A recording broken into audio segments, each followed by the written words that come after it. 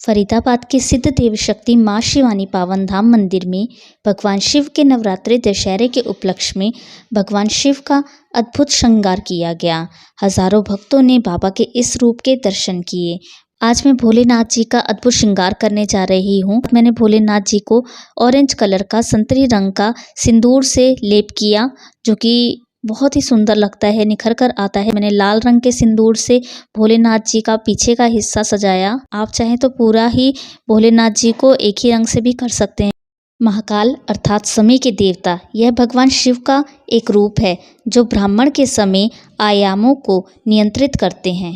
शिवानी मंदिर में बाबा महाकाल का भव्य श्रृंगार करने से पहले पुजारियों ने दूध, दही, घी, शहद, फलों के रस से बने पंचामृत से बाबा महाकाल का अभिषेक किया। आगे का हिस्सा जो कि चेहरे का हिस्सा था, उसे संतरी रंग के सिंदूर से साफ किया। भोलेनाथ जी के चेहरे को बनाने के लिए शिवलिंग के बीच का हिस्सा लेते हुए आंखें बनाने के लिए उंगली की सहायता से, रंग की सहायता से सफ़ेद रंग के चंदन या फिर आप सफ़ेद रंग के रंग के द्वारा इनकी आंखें बना सकते हैं।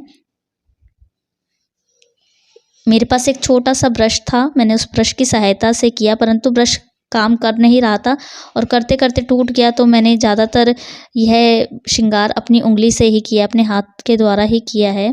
महाकाल का श्रृंगार कई रूपों में होता है, जिसमें भस्म आरती, राख से श्रृंगार सबसे प्रसिद्ध है। इसके लिए गाय के गोबर, शमी, पीपल और बेल की लकड़ियों को जलाकर भस्म तैयार कर ली जाती है। इसके अलावा पंचामृत, दूध, दही, घी, शहद और जल से भी स्नान कराया जाता है तथा भांग, फल, फूल, रुद्राक्ष और अन्य पवित्र सामग्रियों से सजाया जाता है। इसके बाद मैंने आंखों के ऊपर का हिस्सा नीले रंग का बनाया और नीचे का हिस्सा मैंने सफ़ेद रंग से बनाया। ऊपर का हिस्सा सफ़ेद और हरे रंग का बनाया। रंग सूखने की प्रतीक्षा करनी पड़ती है। ऐसे में जैसे ही रंग सूखा, उसके बाद मैंने आंखों के बीच में काले रंग का गोला बनाकर आंखों के बीच का हिस्सा बनाया, जिसमें मैंने काले रंग से गोला डालकर और उसके अंदर अनेक तरीके के रंग, जिसमें गुलाबी, नीला और पीला रंग शामिल था, उससे मैंने भोलेनाथ जी की आंखें बनाई, भोलेनाथ जी की नाक बनाई और उसके बाद मैंने नाक बनाने के पश्चात उसमें लाल रंग से थोड़ा सा शेड दिया है और लाल रंग के होंठ बनाए हैं। मस्तक पर बेलपत्र बनाया है, वो भी हरे रंग से ही बनाया है। नीचे का हिस्सा है उसे अनेक शेडिंग देते हुए ऑरेंज कलर से शामिल किया है। महाकाल के दर्शन करने से भी बहुत लाभ प्राप्त होता है, जिनमें मृत्यु का भय समाप्त होता है, आंतरिक शांति और सकारात्मक ऊर्जा का संचार होता है, कष्टों और संकटों का नाश और आध्यात्मिक उन्नति शामिल है।